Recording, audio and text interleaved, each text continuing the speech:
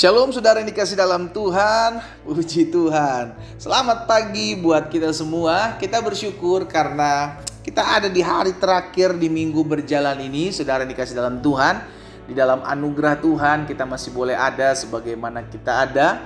Kita bersyukur kepada Tuhan karena pemeliharaan Tuhan nyata atas kehidupan setiap kita. Dan melalui program Bible and Coffee ini, saya juga mengajak setiap umat Tuhan, ayo melayani bersama-sama dengan saya. Caranya bagaimana, saudara? Nah, kita di rumah kita masing-masing, kita diberkati melalui program ini. Ayo, kita rindu juga agar orang lain juga turut boleh menerima berkat yang sama yang kita alami. Kita dikuatkan, kita diteguhkan, kita mengalami perjumpaan dengan Tuhan melalui renungan firman Tuhan. Dan kita rindu hal ini pun turut boleh dinikmati oleh orang-orang yang kita kenal. Karena itu bagikan kembali renungan singkat ini, saudara dikasih dalam Tuhan, agar kita bisa dipercayakan Tuhan pada akhirnya menjadi perpanjangan tangan Tuhan, agar banyak umat Tuhan dikuatkan, diteguhkan, diberkati, dan banyak jiwa-jiwa datang berbalik kepada Tuhan. Haleluya. Mari saudara dikasih dalam Tuhan, kita akan kembali merenungkan firman Tuhan. Kita berdoa. Kita datang kepada Tuhan. Bapa, kami mengucap syukur buat kasih setia Tuhan dalam kehidupan kami. Kami berterima kasih karena Tuhan pelihara kami sehingga kami boleh ada di hari terakhir dalam minggu berjalan ini. Kami bersyukur sebab kami tahu kalau kami boleh kuat menghadapi badai, kami boleh kuat menghadapi rintangan karena Roh Kudus yang memampukan kami. Kami rindu mendengarkan kembali sebagian daripada firman-Mu. Roh Kudus sampaikan sesuatu bagi masing-masing kami sehingga kami mengerti akan kebenaran, dan biarlah kebenaran ini memerdekakan hidup kami. Di dalam nama Tuhan Yesus Kristus kami berdoa. Haleluya. Amin, amin. Puji Tuhan.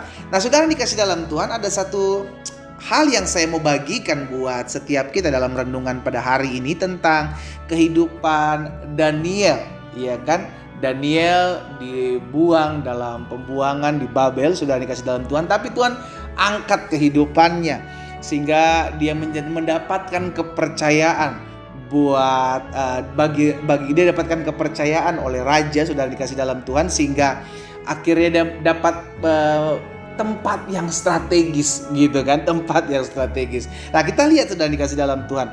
Daniel pasal 6 ayat 11 dan 12. Oh, tapi sebelumnya kita lihat dulu ayat yang ke-6 deh. Daniel pasal 6 ayat yang ke-6 dulu ya, ayat yang ke-6. Maka berkatalah orang-orang itu. Siapa orang-orang itu? Orang-orang yang tidak senang dengan Daniel. Daniel seorang budak, ya kan, di Babel dia seorang budak, tapi diangkat, dipromosikan jadi orang kepercayaan raja. Maka orang-orang akan gak senang. Nah, ini sebabnya saya juga bilang begini, dalam hidup kita gak bisa menyenangkan hati semua orang. Ada orang-orang yang pasti gak senang juga dengan kita. Ngelihat keberhasilan kita, dia jealous. Ngelihat rumah tangga bahagia kita, dia cemburu. Ada orang-orang yang gak suka dalam kehidupan kita, yang kita gak tahu nih saudara. Kita gak tahu siapa dia. Iya kan, kita gak usah mengira-ngira, oh jangan-jangan dia nih, jangan-jangan dia. Gak usah.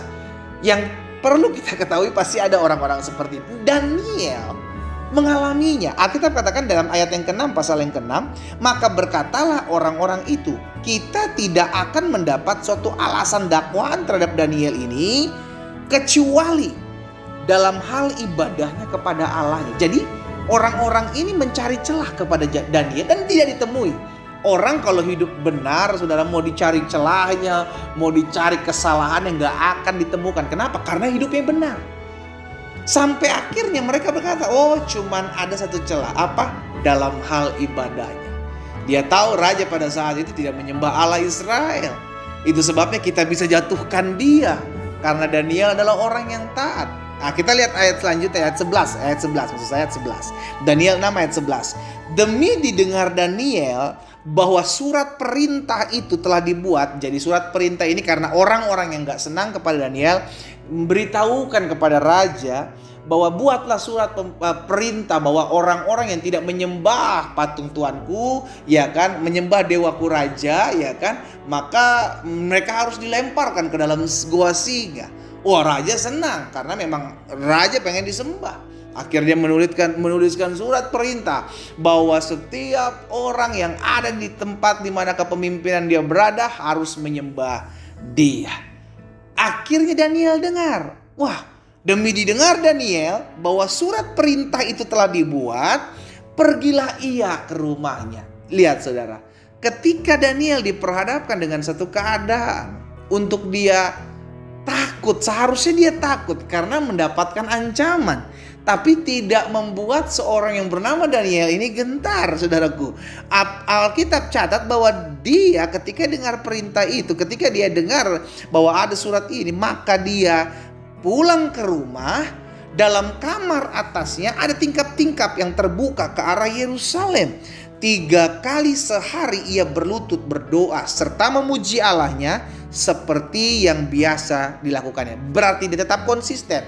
Tidak ada yang berubah tatkala surat perintah itu sudah dikeluarkan.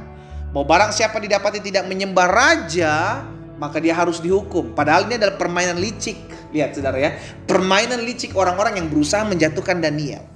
Ayat 12. Lalu orang-orang itu bergegas. Wah, memang dia udah incer-incer nih gitu kan. Wah, Daniel lagi doa nih. Dapat nih. Orang-orang itu bergegas masuk dan mendapati Daniel sedang berdoa dan bermohon kepada Allahnya. Disitulah Daniel ditangkap dan dilemparkan ke dalam goa singa. Jadi saudara dikasih dalam Tuhan, ada kalanya setiap anak Tuhan mengalami penderitaan bukan karena berbuat jahat. Ada kalanya anak-anak Tuhan mengalami penderitaan karena memang berbuat baik. Nah, kalau dia mengalami penderitaan karena berbuat jahat, yang gak usah diomongin lah, memang udah ada hukumnya. Lu ngalamin penderitaan karena lu berbuat jahat, apa yang kau tabur itu yang kau tuai. Tapi ada orang-orang yang memang dia berbuat baik, tapi dia menerima kejahatan yang sebenarnya tidak layak dia terima. Itulah yang dikatakan dalam 1 Petrus 2 ayat 20, saudaraku. Lihat saudara. Sebab dapatkah disebut pujian jika kamu menderita pukulan karena kamu berbuat dosa? Ya wajar, lu buat dosa, ajaran pukulan, dapat pukulan. Tetapi jika kamu berbuat baik dan karena itu kamu harus menderita, karena kamu berbuat baik maka kamu menderita, maka itu adalah apa? Kasih karunia pada Allah. Jadi ada, sudah dikasih dalam Tuhan, tatkala kita berbuat baik, kita mengalami penderitaan.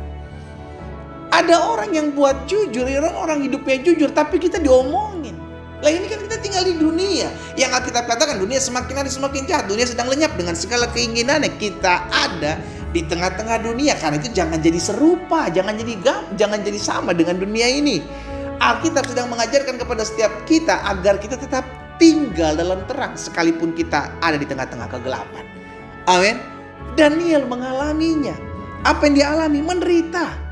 Bukan karena berbuat jahat, dia menderita, dia harus masuk goa singa karena dia beribadah kepada Allah. Saudara dikasih dalam Tuhan, kalau hal ini kita alami, kita mengalami penderitaan bukan karena kita berbuat jahat, kita mengalami penderitaan karena kita berbuat baik. Yang pertama yang harus kita lakukan, belajar berserah. Dalam hidup ini yang harus kita lakukan, kita berserah. Jangan ngotot untuk membela diri. Nah ini penting saudara. Jangan kita ngotot untuk membela diri. Tapi saya kan gak salah pendeta. Saya ini benar loh. Saya melakukan firman. Betul. Kalau lu lakukan firman dan lu dihukum dan lu lakukan firman tapi lu menganggap mengalami kerugian. Lu lakukan firman tapi engkau mengalami penderitaan. Jangan stres. Alkitab katakan itu kasih karunia kepada Allah. Maksudnya apa? Nanti ada pembelaan dari Tuhan. Nanti ada pertolongan dari Tuhan. Dan di dalam situ pasti ada maksud dan tujuan Tuhan untuk membuat hidupmu dahsyat dan luar biasa. Tapi bagian kita mengerti, kalau sampai saya harus menderita karena saya berbuat baik, saya tahu Tuhan saya tidak pernah tinggalkan saya. Ini yang harus kita pegang. Amin saudara. Engkau yang mempertahankan rumah tanggamu, pegang hal ini. Mungkin kau menderita karena kau mempertahankan rumah tanggamu. Mungkin kau hidup jujur dalam usahamu, dalam bisnismu. Dan kau diledekin orang. Engkau difitnah orang, engkau dicari-cari kesalahan sama orang lain. Engkau menderita karena engkau berbuat baik. Saya berdoa agar kita mengalami kemuliaan Tuhan. Justru terkadang, saudara dikasih dalam Tuhan, Tuhan izinkan hal-hal ini terjadi supaya kita bisa melihat bahwa kita dibela Tuhan. Saya berani pastikan, Alkitab jelas katakan, orang-orang yang mengandalkan Tuhan tidak akan dipermalukan. Sama-sama bilang sama saya tidak akan dipermalukan oleh Tuhan. Kenapa? Karena kita tetap berbuat baik kok. Kita lakukan kebenaran kok. Kita hidup jujur kok, kita hidup takut akan Tuhan. Tapi kalaupun saya harus menderita, saya percaya yang pertama, itu tidak akan pernah melebihi kekuatan saya. Kalaupun saya harus menderita, yang kedua, saya tahu pembelaan Tuhan pasti akan datang dalam kehidupan saya. Dan yang ketiga, kalaupun saya harus menderita, saya percaya Allah turut bekerja dalam segala sesuatu untuk mendatangkan kebaikan dalam hidup saya. Ada aja cara-cara Tuhan untuk mempromosikan anak-anak Tuhan. Haleluya. Lihat kehidupan Daniel pada akhirnya. Bagaimana Allah memberitahukan, bagaimana Raja memberitahukan bahwa kita semua harus menyembah Allah daripada Daniel.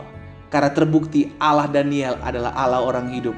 Dan dia adalah Allah yang sejati. Haleluya. Pada akhirnya Allah dipermuliakan dalam kehidupan kita. Kalau hari-hari ini kita sedang mengalami penderitaan karena kita berbuat baik. Kalau hari-hari ini kita sedang mengalami penderitaan karena kita berbuat jujur. Kalau hari-hari kita sedang mengalami penderitaan sekalipun kita lakukan apa yang benar di hadapan Tuhan, itu adalah kasih karunia Tuhan. Apa maksudnya kasih karunia Tuhan? Tuhan sendiri yang akan menjadi pembela saudara dan saya. Tuhan sendiri yang akan berperkara dalam kehidupan saudara dan saya. Kita berdoa, kita datang kepada Tuhan. Bapa, dalam nama Yesus, terima kasih buat firman-Mu. Hari ini kami diingatkan, kami diteguhkan. Kalaupun kami harus menderita karena kami berbuat baik, kami siap. Karena kami tahu Tuhan tidak pernah tinggalkan kami. Kalaupun kami harus menderita karena kami berbuat baik, kami siap. Karena kami tahu Allah turut bekerja dalam segala sesuatu untuk mendatangkan kebaikan. Kalaupun kami harus menderita karena kami berbuat baik, kami tahu itu tidak akan pernah melebihi kekuatan kami. Karena Tuhan selalu menyediakan jalan keluar. Ada saja perkara-perkara dahsyat Allah kerjakan dalam kehidupan anak-anak Tuhan. Itu sebabnya hamba berdoa di dalam nama Yesus, kalau ada di antara umat Tuhan yang hari-hari sedang mengalami penderitaan karena mereka berbuat baik, hamba berdoa dalam nama Yesus, biar kuasa Allah turun meliputi mereka. Karena kasih karunia Tuhan ada atas hidup mereka. Di dalam nama Tuhan Yesus hamba berdoa. Amin. Kita nikmati kopi kita saudara. Tetaplah terus berbuat baik. Sekalipun karena berbuat baik engkau menderita, tapi penderitaan itu akan membawa kemuliaan bagi nama Tuhan Yesus Kristus. Tuhan berkati setiap kita.